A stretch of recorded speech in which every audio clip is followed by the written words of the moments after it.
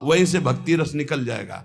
पीट पीट के उसको एकदम बराबर, फिर भी चैन नहीं, जल डाल के रौंदा, फिर भी चैन नहीं, हाथों से मल कर अपने अनुसार बनाया, फिर चाक पे चढ़ाया, जो चाहा आकार दिया, सूर्य के ताप में तपाया, फिर उसको दहकते हुए आवे के बीच में रख के पकाया, फिर उसमें रस रखने लायक क्षमता आ गई उस मिट्टी में। ऐसे ही हम जब संत महापुरुषों को, श्री भगवान को समर्पित होते हैं तो ये सब होगा।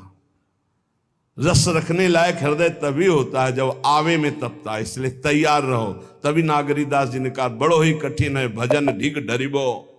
एक सूरवीर योद्धा की तरह जैसे उसके अंग घाव से युक्त होते हैं, वो कदम पीछे नहीं आगे ही बढ़ाता है, ऐसे भजनानंदी चाहिए।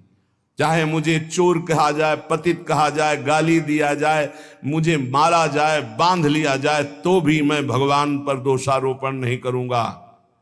मैं यही निश्चय करूंगा, प्रभु मेरे देख रहे हैं, जोई जोई प्यारो करे सोई मोहि भावे, उनका विधान परम मंगलमय है। अंतः क्लेश मतीव दुस्सह तरम प्राप्नोति नाना विधि। मुझे अंदर से भी बहुत पीड़ा दी जाए, काम पीड़ा, क्रोध पीड़ा, लोग बाहर से तो ये दिया जाए और अंदर से भी ये दिया जाए, तो भी हे प्रिया जो आपसे नहीं कहूंगा। प्रेम में कभी शिकवा शिकायत नहीं होती, ना इष्ट से और अपने प्रीतम के विधान से दिए हुए कष्ट को हम दूसरे से कह दें। धिक्कार है हमारी प्रीति को। प्रीतम सहावे और मैं दूसरे से शिकायत करूं?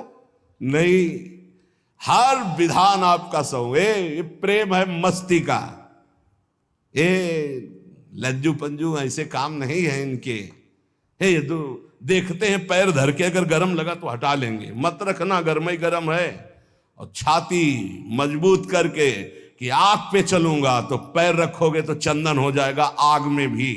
पूरे जीवन की बात कह रहा हूं, पूरे जीवन की। सोचो उस समय जब 13 वर्ष की अवस्था है और घर से निकले थे, कोई साथी नहीं है, कोई समझाने वाला नहीं, और आज इतना जीवन हो गया इसी यार के सहारे हुआ है।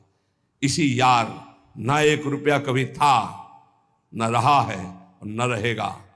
प्रेमानंद का 1 रुपया नहीं है, प्रेमानंद की एक वस्तु नहीं, ना रहा ना रहेगा। हाँ, प्रेमानंद की सब वस्तुएं हैं, ना होते हुए भी पूरा विश्व मेरा। क्यों? प्रेमानंद भगवान का है। भगवदानंद को प्रेमानंद कहते। वही संपत्ति जीवन भर एक ही साथी रहा है। और हे नाथ ऐसी कृपा करना, अब दूसरा साथी बने ना।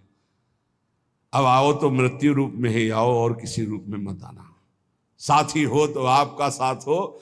सर्वहरण करने वालों में मैं मृत्यु हूं, बस उस रूप का इंतजार है। आओ उस रूप में और समेट लो अपनी लीला। बस कभी किसी से शिकायत, कभी किसी ने कैसे हो, आनंद है। नहीं सुना है किडनी खराब है तो सुना ही होगा, कोई दुख नहीं, कोई दुख नहीं।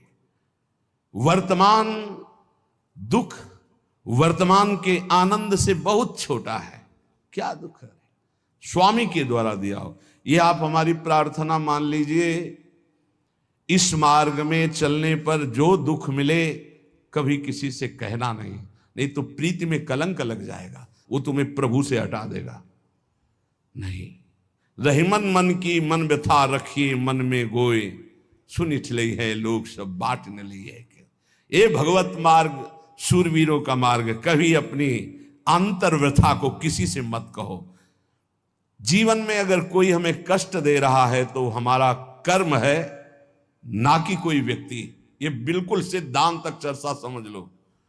वही व्यक्ति जो मुझे द्वेष करता, वही व्यक्ति जो मुझे कष्ट और दंड देता, वही व्यक्ति प्रणाम करके छाती से लगाकर आंसुओं की धारा से अभिषिक्त किया, तो वो व्यक्ति था या कर्म?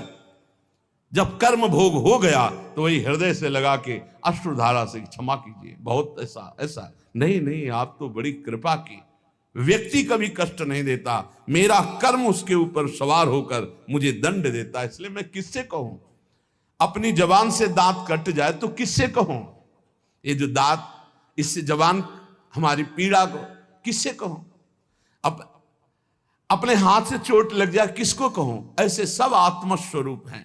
हमारा कर्म ही उनके ऊपर सवार होकर हमें दंड दे रहा है। इसलिए भाई श्रीपाद का सिद्धांत जो कह रहे कि अगर भगवत प्रेम प्राप्त करना है तो मुंह बंद।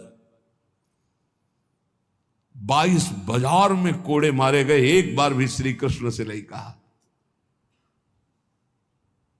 पूज्य भाई जी महाराज के जीवन कष्टमय, कभी श्री कृष्ण से नहीं। बाबा नहीं सह पाए, बाबा ने श्री कृष्ण से कहा, श्री कृष्ण चंद्रजू से, ये क्या है, इतना कष्ट क्यों दे रहे हो उनके शरीर को? तो मुस्कुरा दिए, बोले मैं नहीं दे रहा हूं, ये तुम्हारे कर्म का फल भाई जी भोग रहे हैं। ऐसा? बोले हाँ। सीधे अस्पताल गए, भाई जी से कहा ये आप हमारा प्रारब्ध क्यों भोग रहे हैं? तो कहा आज ये कौन सा खेल रच रहे हो बाबा, क्या बात कर रहे हो? जीव का अपना कर्म भोगना होता है या किसी और का निजीकृत कर्म भोग? तो उनका आप हमको बहका नहीं सकते, हमें परम तत्व से पता चला है कि आप हमारे कर्म। तो हंस दिए भाई जी और बोले देखो हमें कोई फर्क नहीं पड़ता, आपको फर्क पड़ जाता। आप चढ़ो, जिस साधना की चढ़ाई पर चढ़ रहे हो चढ़ो, मंगलमय श्री कृष्ण तुम्हारी यात्रा को पूर्ण करें। हम तो अस्पताल में पड़े पड़े प्रिया प्रीतम के साथ खेल रहे हैं, कोई फर्क नहीं पड़ रहा। ये बड़े महापुरुषों ने अपने कष्ट की तो बात जाने दो, दूसरों के कष्टों को लेकर भोगाए। हम जरा सा कष्ट आ जाए तो बोले हमारी अंदर श्रद्धा थी अब खत्म हो रही क्योंकि कष्ट आने लगा। उसमें भगवान का क्या दोष है? वो तो बड़े कृपालु हैं कि ऐसे पापात्मा होने पर भी मुझे महात्माओं का संग दिया, धाम का वास दे रहे हैं, नाम जपवा रहे हैं। अब हमारे पूर्व प्रारब्ध हमें कष्ट दे रहे हैं, इस समय भी वो हमें दुलार कर रहे हैं। जीव समझता नहीं, केवल दोषारोपण भगवान और भगवत मार्ग पर कर देता है। इसलिए उपासक को अंतः क्लेश मति व दुस्सहतरम, ये जो आप काम क्रोध से जल रहे हो ना, ये तपस्या है, इसका बहुत बड़ा लाभ मिलेगा। और अगर भोग रहे हो ना, गिर रहे हो, पतित हो रहे हो,